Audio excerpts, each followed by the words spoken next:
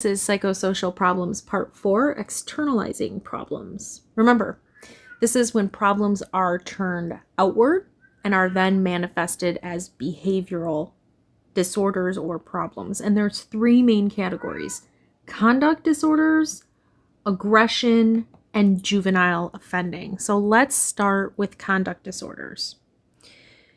Many young people who are diagnosed with oppositional defiant disorder, which is a clinical diagnosis for behavior that is spiteful, angry, argumentative. Like, these are very, very,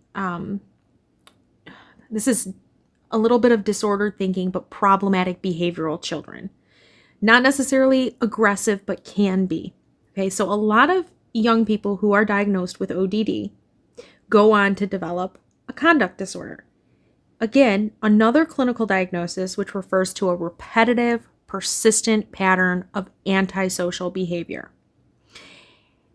And a lot of the children or adolescents who have conduct disorders, once they turn 18 and are considered an adult, they may be subsequently diagnosed with antisocial personality disorder, ASPD. ASPD is characterized by a few things. Mainly a lack of regard for any moral or legal standards of the community or individuals. And it really has a hallmark of like an inability to get along with other people or just flat out abide by any sort of societal rules. Individuals with ASPD, they're called psychopaths. This refers to an individual who is antisocial, but also superficially charming and very manipulative, impulsive, indifferent to the feelings of others. So just absolutely no regard for any sort of feeling of another person and no remorse for the behaviors that they do either. And this is a cluster of characteristics called callous unemotional traits, or CU traits. Again, really important to note though, that ASPD can only be diagnosed in an adult. Before that, if they are having those specific symptoms of ASPD, then that would probably be a conduct disorder. It is important to keep in mind that not all adolescents who demonstrate antisocial behaviors grow up to be adult psychopaths, right?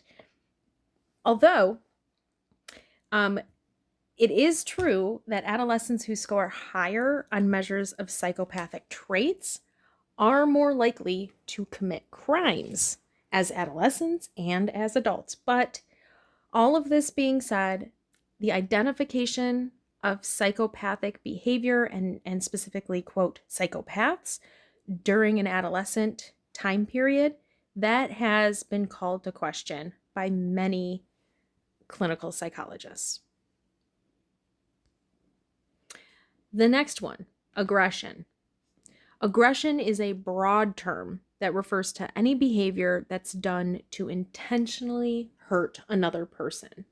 It includes physically fighting, relational aggression, so getting back at somebody, hostile aggression, instrumental aggression, using an object to hurt somebody, intimidation, bullying, ostracizing. All of these things could be considered aggression. Virtually everyone has done something aggressive at one time or another. And psychologists are more concerned with adolescents whose aggression is persistent and causes serious injury to other people. Interestingly, in sheer quantity, the most aggressive time in any person's lifetime, any developmental period, is the preschool years. This is when a little one will kick and punch and hit and smack instead of using their words because they just don't know how to use proper outlets for their frustration.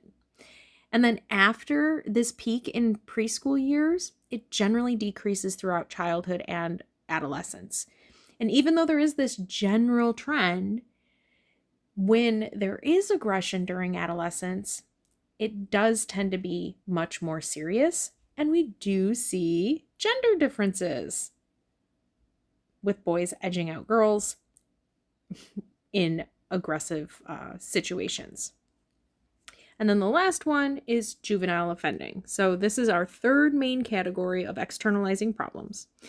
Unlike aggression and conduct disorders, which are behaviorally defined, juvenile offending is legally defined. And it includes criminal behavior. So this is crimes that are dealt with in an adult court system, regardless of the offender's age, and delinquency. These are crimes that are dealt with in the juvenile justice system. Status offenses are a type of delinquency, so they're within the juvenile justice system. These are behaviors that are against the law for minors, but not adults, so things like running away from home or truancy. The onset of serious delinquency generally begins around the age of 13 and 16, so somewhere in that age range. And then it peaks in late high school years. In late high school years. And then it declines during young adulthood. And that little beginning at between 13, 16, peaks at late high school, declines. That's actually called the age crime curve. And that's going to conclude this video.